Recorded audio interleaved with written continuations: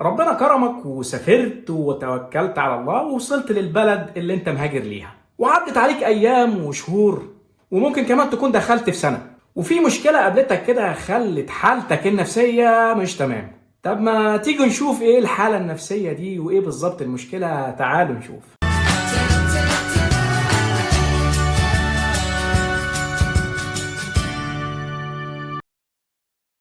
أصدقائي الشباب، سلام عليكم. اوعى تنسى تشترك في القناة وتفعل الجرس عشان يوصلك كل جديد إن شاء الله. اتكلمت معاكم في حاجات كتير قوي عن الهجرة، ازاي تختار بلد المهجر، وطبيعة الشغل اللي موجودة، وقوانين الإقامات والجنسية كمان.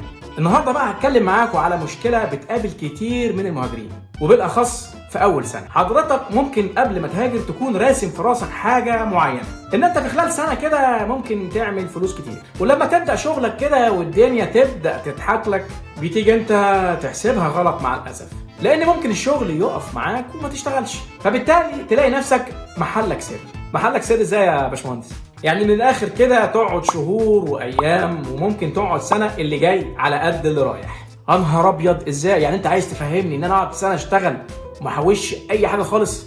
ما هي دي النقطه اللي انا عايز افهمها لك من الصبح، ان انت ممكن تقعد تشتغل سنه، ممكن سنتين، الله اعلم، وفعلا يكون اللي جاي على قد اللي رايح. هنا في ناس بيجيلها حاله نفسيه مش كويسه وبتكتئب بقى وتقول ان الطريق مسدود.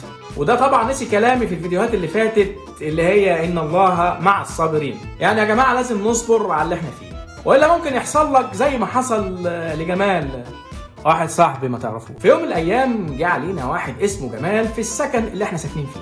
جمال كان ماشي بالورقه والقلم على طول والحسابات. قلنا له يا عم جمال، اللي انت بتعمله ده انت عمال تحسبها كل شويه، سلمها لله يا اخي بقى واصبر. جمال كان عنده حماس، بس كان حماس زايد شويه، ان هو عايز يعمل مبلغ معين في خلال 12 شهر، وبعدها بقى ينزل بقى معاه شويه ملايين كده يعمل بيها مشروع كويس. لكن مع الاسف تأتي الرياح بما لا تشتهي السفن. جمال يشتغل شويه ويقعد من الشغل شويه، والشتاء يخش علينا بقى والتلج ينزل، والايام دي بيبقى الشغل فيها يعني مش قد كده.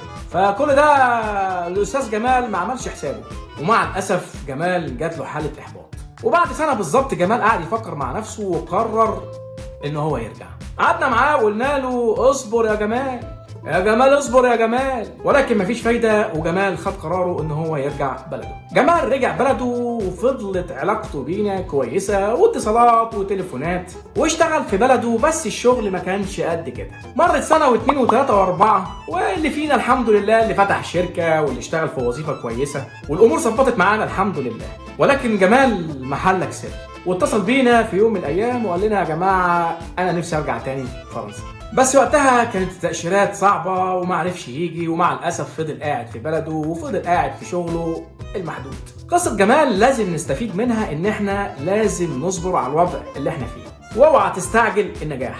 وخلي بالك كويس، مش معنى إن أنت ما عملتش ماديات يعني كده إن أنت فشلت، لأن النجاح مش في المادة وبس. النجاح في ان انت اكتسبت خبره في البلد اللي انت عايش فيها، والنجاح برضو ان انت عملت علاقات كويسه، والنجاح برضو ان انت صبرت على الوضع اللي انت فيه. بعد كده النجاح في الماديات هيجي ان شاء الله. الغرض من الكلام اللي انا عايز اقوله لك ان الموضوع الماديات في الغربه بيبقى صعب شويه، وكمان لازم تصبر على الوضع اللي انت فيه، وخليك دايما مع ربنا سبحانه وتعالى، واوعى تيأس ابدا. وكلنا بدأنا صغيرين والحمد لله رب العالمين ربنا كرمنا وتوسعنا في شغلنا. وخليك فاكر دايما صبر وكفاح يدينا ان شاء الله نجاح. اصدقائي الشباب، اوعى تنسى تشترك في القناه وتفعل الجرس عشان يوصلك كل جديد ان شاء الله، والسلام عليكم.